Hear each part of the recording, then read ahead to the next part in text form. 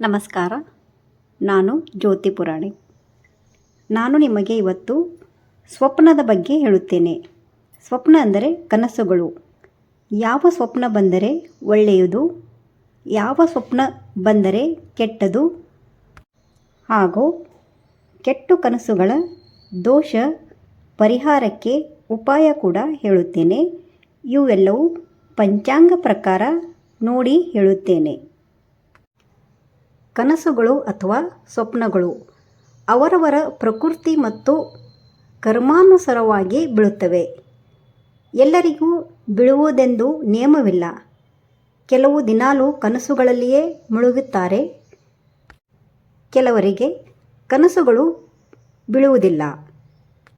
ಆದರೂ ಮನುಷ್ಯನಿಗೆ ಕೆಲವು ಸ್ವಪ್ನ ಬೀಳುವುದು ಸಹಜ. ಕೆಲವು ಸ್ವಪ್ನಗಳ ಬಗ್ಗೆ ಹೇಳುತ್ತೇನೆ. ನಾವು ಮುಂಜಾನೆ ಯಾವುದೇ ವಿಷಯದ ಬಗ್ಗೆ ಬಹಳಷ್ಟು ಚರ್ಚೆ ಮಾಡಿದರೆ ಅವುಗಳು ಕೆಲವೊಂದು ಸಲ ನಮಗೆ ರಾತ್ರಿ ಕನಸುಗಳಾಗಿ ಬೀಳುತ್ತವೆ. ಅದು ಸಾಮಾನ್ಯ ಕನಸು. ಕೆಲವೊಂದು ಸಲ ನಮ್ಮ ದೇಹದ ಅನಾರೋಗ್ಯದಿಂದಲೂ ಮನಸ್ಸಿನ ವಿಕಾರದಿಂದಲೂ ಬೀಳುವ ಕನಸುಗಳು ಅನುಭವಕ್ಕೆ ಬರುವುದಿಲ್ಲ. ಇವು ಕೂಡ ಸಾಮಾನ್ಯ ಕನಸುಗಳು ಎಂದು ಹೇಳಬಹುದು. ಕೆಲವೊಂದು ಕನಸುಗಳು ನಿಜವಾಗುತ್ತವೆ. ಆದರೆ ಅವುಗಳ ಸಮಯ ಪ್ರಕಾರ ನಿರ್ಧರಿಸಲಾಗುತ್ತದೆ. ಯಾವ ಸಮಯದಲ್ಲಿ ಕನಸುಗಳು ಬೀಳುತ್ತವೆ ಅವುಗಳನ್ನು ನೋಡಿ ನಿರ್ಧಾರ ಮಾಡಲಾಗುತ್ತದೆ. ರಾತ್ರಿಯ ಮೊದಲನೆಯ ಪ್ರಹರದಲ್ಲಿ ಬಿದ್ದರೆ ಅದು ವರ್ಷದೊಳಗೆ ಆಗುತ್ತದೆ ಎಂಬ ಸೂಚನೆ.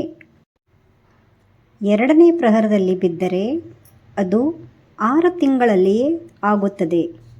ಮೂರನೇ ಪ್ರಹರದಲ್ಲಿ ಬಿದ್ದರೆ 3 ತಿಂಗಳಲ್ಲಿಯೂ ಆಗುತ್ತದೆ. 4ನೆಯ ಪ್ರಹರದಲ್ಲಿ ಬಿದ್ದರೆ ಅದು 1 ತಿಂಗಳಲ್ಲಿಯೂ ಆಗುತ್ತದೆ.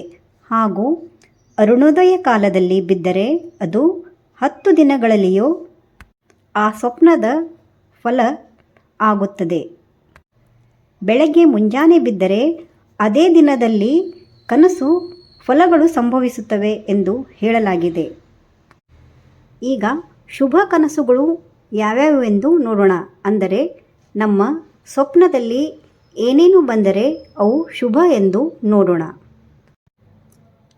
ನದಿ, ಸಮುದ್ರಗಳ ದರ್ಶನ ಅಥವಾ ಸಮುದ್ರವನ್ನು ದಾಟುವಿಕೆ, ಹಾಗೂ ಸಾಧು, ಸತ್ಪುರುಷ, ದೇವ, ಬ್ರಾಹ್ಮಣ, ದೇವಾಲಯ, ರಾಜಮಂದಿರ, ಪರ್ವತ, ಸಿಂಹಾಸನ, ಆನೆ, ಕುದುರೆ, ಸೂರ್ಯ, ಚಂದ್ರ ಇವುಗಳನ್ನು ಕನಸಿನಲ್ಲಿ ಕಂಡರೆ ಶುಭ ಎಂದು ಹೇಳಲಾಗಿದೆ. ಇನ್ನೂ ಕೆಲವು ಸ್ವಪ್ನಗಳು ಇವೆ. ಆದರೆ ಅವು ಸ್ವಪ್ನಗಳು ಅಷ್ಟೇ ಕೆಟ್ಟವು, ಆದರೆ ನಮಗೆ ಒಳ್ಳೆಯದು ಎಂದು ಹೇಳಲಾಗಿದೆ. ಅವು ಏನೆಂದರೆ ಹಾವು ಕಾಣಿಸುವುದು ಅಥವಾ ಹಾವು ಕಚ್ಚುವುದು, ಚೇಳು ಕಚ್ಚುವುದು, ಹಾಗೂ ಮರಣ ಸುದ್ದಿ ತನ್ನದೇ ಆಗಲಿ ಇಲ್ಲದೆ ಇನ್ನೊಬ್ಬರದು ಆಗಲಿ ಮರಣ ಸುದ್ದಿಯನ್ನು ಕೇಳುವುದು. ಇದರಿಂದ ಆಯುಷ್ಯ ಜಾಸ್ತಿಯಾಗುತ್ತದೆ ಎಂದು ಹೇಳಲಾಗಿದೆ. ಹಾಗೂ ಸುಖ ಸಂತೋಷಗಳು ಲಭಿಸುತ್ತವೆ. ಇನ್ನು ಕೆಲವು ಸ್ವಪ್ನಗಳು ನೋಡೋಣ. ಸೌಭಾಗ್ಯ ಸಂಪನ್ನಳಾದ ಸುಂದರ ಸ್ತ್ರೀ, ಬೆಳ್ಳಿ, ಬಂಗಾರ, ರತ್ನ ಅಲಂಕಾರ, ಕನ್ನಡಿ, ಫಲ, ಪುಷ್ಪ, ಆಕಳು, ಸಿಂಹ, ಹುಲಿ, ದೀಪ ಇವುಗಳನ್ನು ಕಂಡರೆ ಕೂಡ ಒಳ್ಳೆಯದು. ಸಾಮಾನ್ಯವಾಗಿ ಇವುಗಳು ಕನಸಿನಲ್ಲಿ ಬರಬಾರದು ಎಂದು ಹೇಳಲಾಗಿದೆ. ಅವುಗಳು ಏನೆಂದರೆ ಹತ್ತಿ, ಭಸ್ಮ, ಅನ್ನ ಇವುಗಳು ಕನಸಿನಲ್ಲಿ ಬರಬಾರದು. ಇನ್ನು ಕೆಲವು ಕೆಟ್ಟ ಕನಸುಗಳು ನೋಡೋಣ. ಮದುವೆ,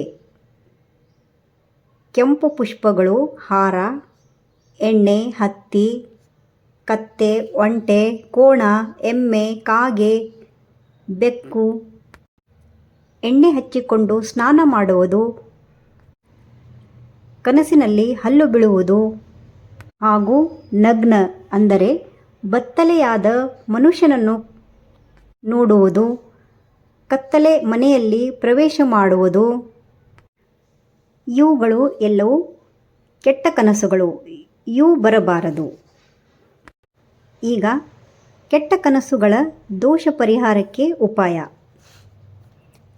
ಪ್ರಾತಃ ಕಾಲದಲ್ಲಿ ಸ್ನಾನ ಮಾಡಿ, ಅಂದರೆ ಇಂಥ ಕನಸುಗಳು ಬಿದ್ದ ಕೂಡಲೇ ಮುಂಜಾನೆ ಎದ್ದು ಸ್ನಾನ ಮಾಡಿ ವಿಷ್ಣು ಸಹಸ್ರನಾಮ, ಗಜೇಂದ್ರ ಮೋಕ್ಷ ಇವುಗಳ ಪಾರಾಯಣ ಮಾಡಬೇಕು.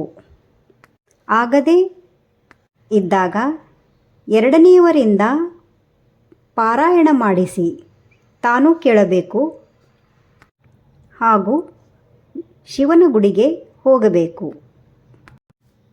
ಕೆಲವು ಸ್ವಪ್ನಗಳು ಅನಾರೋಗ್ಯದಿಂದ ಹಾಗೂ ಮಾನಸಿಕ ಇಂದ ಕೂಡ ಬರುತ್ತವೆ. ಅವುಗಳ ಬಗ್ಗೆ ಜಾಸ್ತಿ ವಿಚಾರ ಮಾಡಬಾರದು. ಕೇವಲ ದೇವರ ಧ್ಯಾನ ಮಾಡಿದರೆ ಸಾಕು.